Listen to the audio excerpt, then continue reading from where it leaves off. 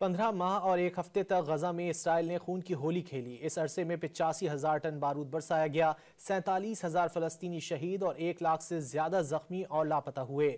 نقل مکانی پر مجبور کیے گئے 20 لاکھ فلسطینی اجڑے گھروں کو لوٹنے کے منتظر ہیں۔